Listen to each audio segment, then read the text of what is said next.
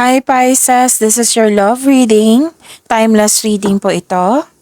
Oo, sa mga hindi pa nakakaalam, this is our second channel. This is Love Job Channel. Lahat po dito ay love reading nyo po. Okay, sa mga hindi pa nakapanood sa ibang video reading nyo, andito po, marami po para sa inyo Pisces. At kung naka-resonate kayo, comment down. Kung hindi kayo naka-resonate, ibigay niyo po sa iba kasi general reading po ito. This is for you, for your love reading po. Spirit Guide, ano po yung gustong sabihin ng person ni Pisces sa kanya? I need 4 cards po. I hate this distance between us. It doesn't feel good.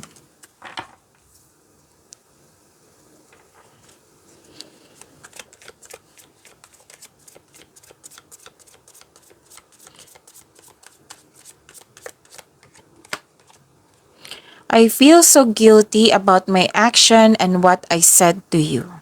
Pwedeng hindi kayo nakibuan ngayon, nagput ng space, or pwedeng nagkabate pero ramdam mo yung, anong tawag dito? Yung limitation.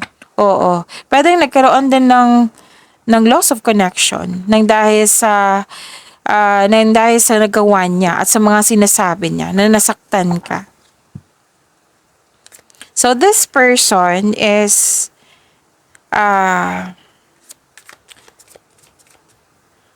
not okay. Oo. Guilty po siya. It doesn't feel good, sabi niya. Maybe we are better off separated. Oh.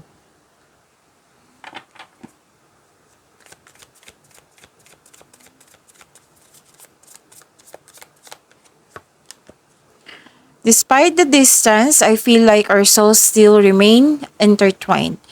So, kahit nagput kayo ng distance, oo, isip-isip ka pa rin niya. It might be my unfinished business, oo. Kaya nga, hindi siya comfortable sa situation nyo ngayon. Sa inyong disconnection. So, this person is not okay.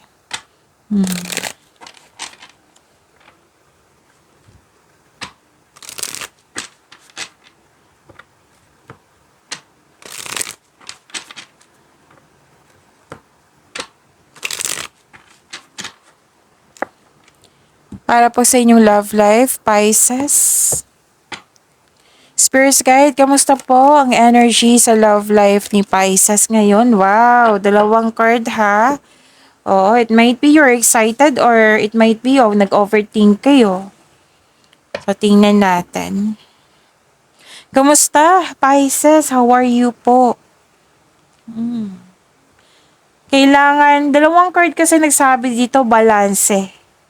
Nagbabalanse ka? Oo. So, this is okay. Ang sabi dito na buhos ang oras mo sa trabaho. It might be, ito yung way of moving on mo na mag-focus ka sa trabaho or sa pag-aaral.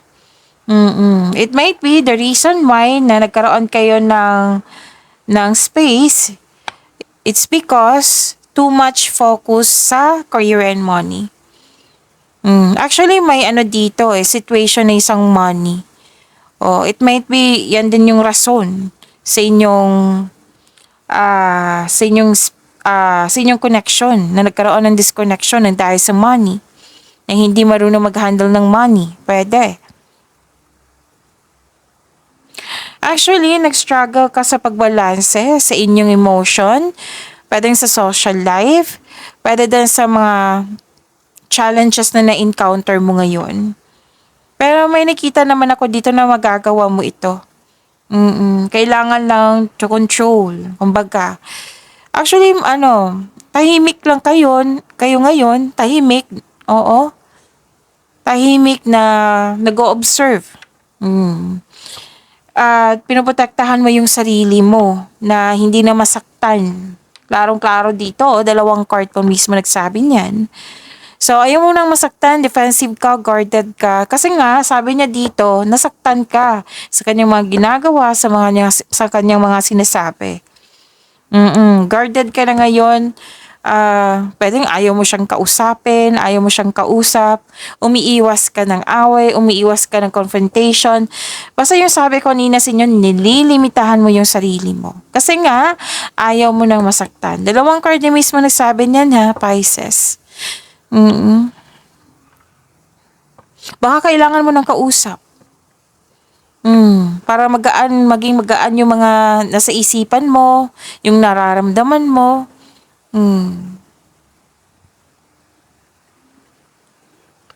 Spirits guide. Challenges na ma-overcome po sa love life ni Pisces. I need 2 cards po. Baka may napansin kayong ingay ha. Malakas po ang ulan.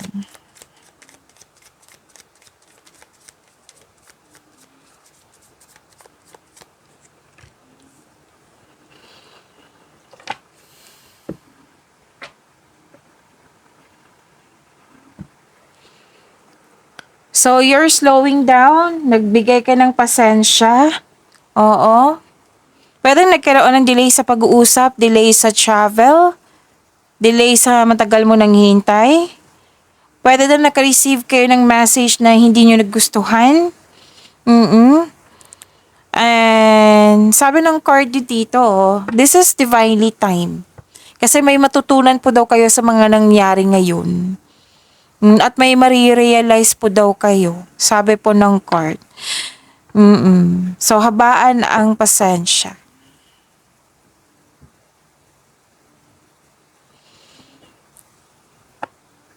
Nakikita ko rin dito, ito na yung sinabi ko kanina dito sa inyo. May concern talaga sa overspending sa money, sa naging materialistic po. Or pwede din hindi nagbigay ng halaga or oras kasi nag-overspend sa ibang bagay. Pwede din sa career and money. Oo, nag-overwork na hindi nagkaroon ng balanse sa oras. Yan talaga yung concern. Pero yung tanong sa cards po, ano yung ma-overcome nyo? Ma-overcome nyo po iyan. Spirits guide, ano pa yung gustong sabihin ng person ni Pisces sa kanya? Ano po yung next action niya para sa kanilang connection? Kamusta na po siya ngayon? Ano po yung feelings ng person ni Pisces? Ano po yung next action?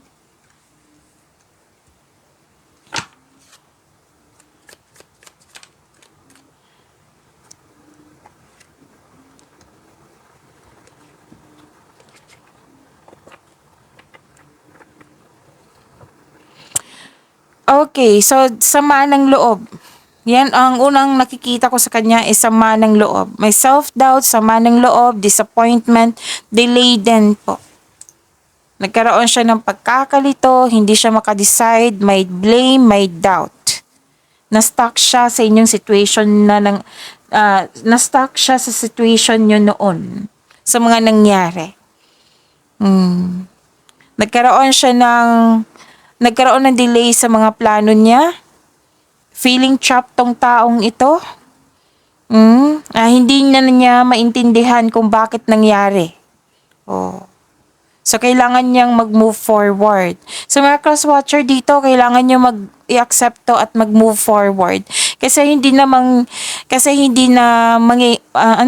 mababago yung nakaraan. Kailangan yung tanggapin at kunin yung wisdom message, learning sa mga nangyari sa nakaraan. Para may mabigyan kayong, magka-create kayo ng solution. Kailangan kasi ng pagtangkap nito. Kung pwede po.